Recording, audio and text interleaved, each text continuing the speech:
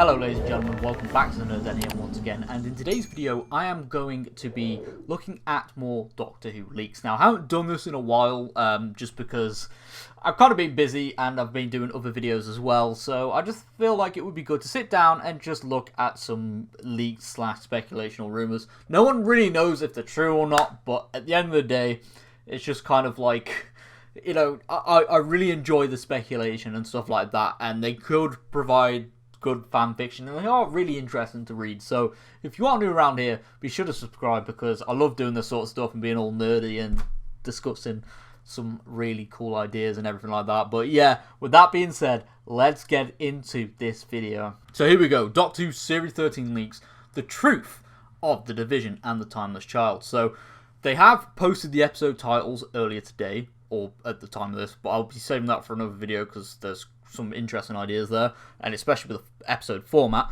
But yeah, so they are going to be going in depth with the truth of the Division and the Timeless Child, and this is apparently going to be in Series 13, judging by, you know, the title of this Reddit post and everything like that. So yeah, let's go. It's going to be a long one, and it's going to be a big spoiler in terms of Chibnall's plan for the story. Now, I know the plans for older Doctors was leaked way ahead of Series 12's air date and way before the finale, so anything is possible, but let's have a look. So, there's going to be a little bit of history lesson here as well. So, it is no secret that Chibnall is a fan of taking aspects from other Doctor Who showrunners, yeah, very obvious, and trying to spin them in his own take of their ideas.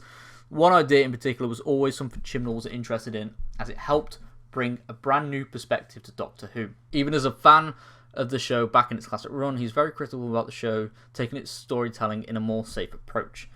This was something he wanted to change, even though he did that in Series 11, and something that he had in mind from the very moment the show runner job was in sight.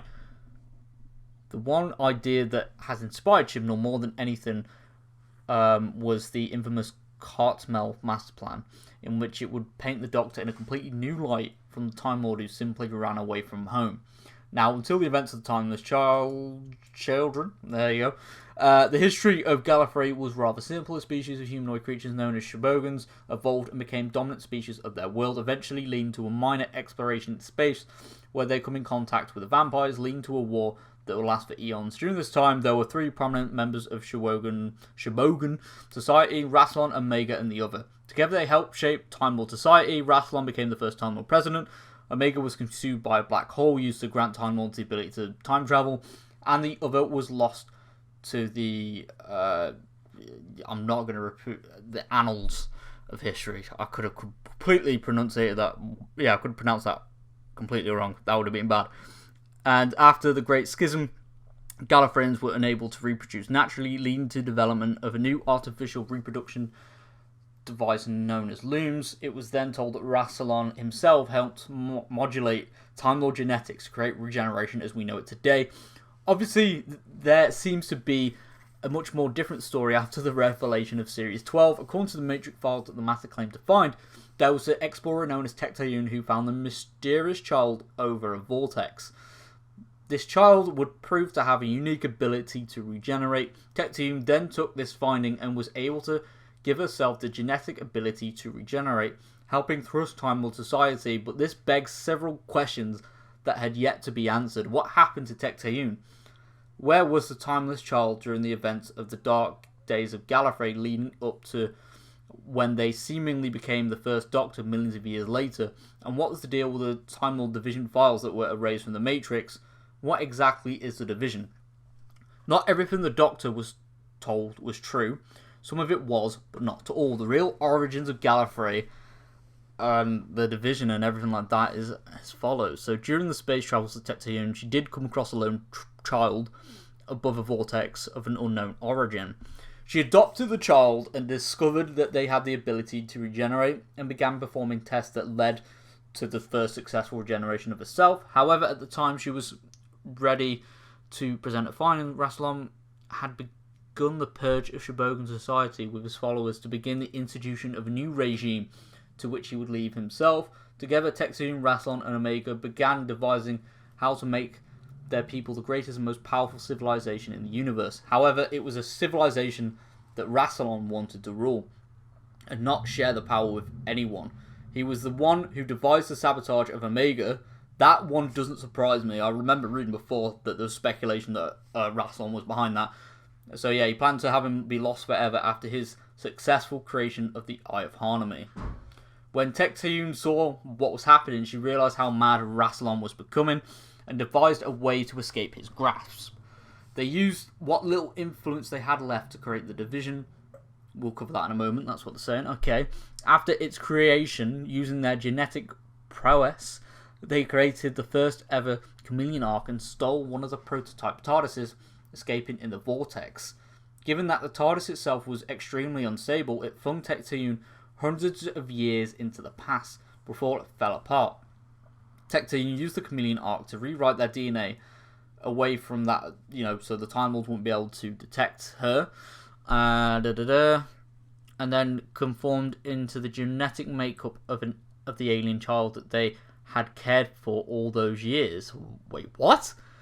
As the TARDIS broke apart within the vortex mid-materialization, a tear in reality opened up on the barren world they tried escaping to. With no memory of their past life, being mortally wounded, and still having the ability to regenerate after being modelled after the genetic makeup of the child, Tectuen regenerated, transforming themselves into the body of a young child who would later be found by their past self and brought back to Gallifrey for study. What? That's... okay, timey-wimey. That's going to be borrowed off Stephen Moffat. Now, as for what happened to the child, well, Tectuen dismembered the child into their basic DNA components, combined with pure Time Lord DNA, and placed them into the Loom reproductive system to eventually be reincarnated at a future point in time where Rassilon and his power hunger was no longer a threat. In order to ensure the safe Loom restoration of the child, the division was created. The division was, well, itself is basically a secret Illuminati-like society. To help maintain the production of the future looming of the child, they created a division within the Gallifreyan Matrix, telling an altered split history of the timeless child to make it look like the child was simply an alien from another universe, and that Tectuen had been lost forever, never to be named by Rassilon again, making it appear to the rest of Time Lord society as if Tectuen had simply ran away and was lost in the vortex forever. Over time, the division eroded away after millions of years until one single member remained, Barusa. So is Barusa going to return?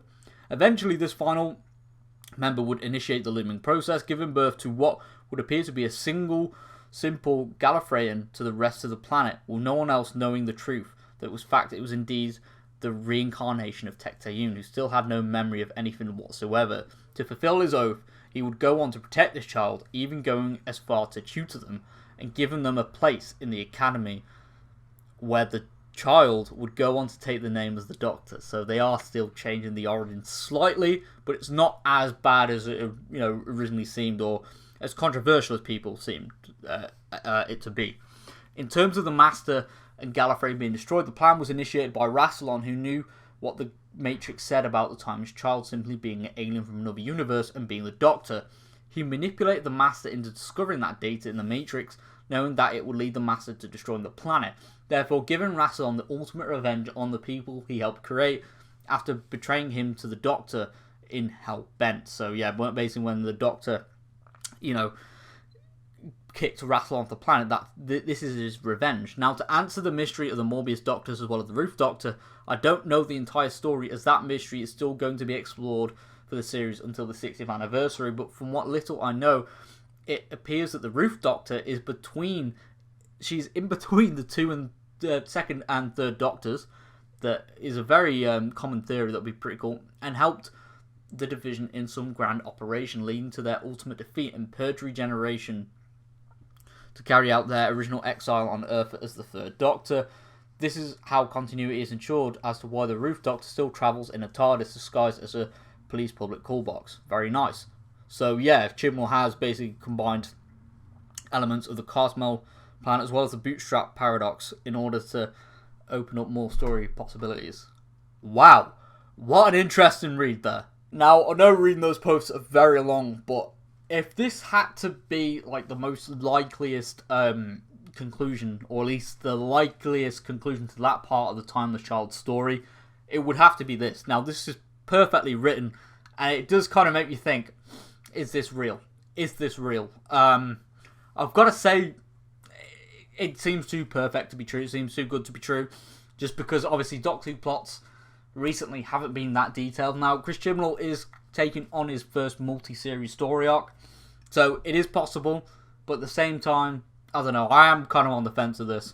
But if it does happen, it would work really, really well. So, I guess anything's open to what could happen with Time Lord Society and everything like that. But I can't wait to see this story arc continue. But yeah, let me know what you all thought in the comment section down below. Very interesting read, and I can't wait for Series 13, obviously. So be sure to subscribe for more news and rumours being covered on the channel. And I'll see you all on my next video. Goodbye for now.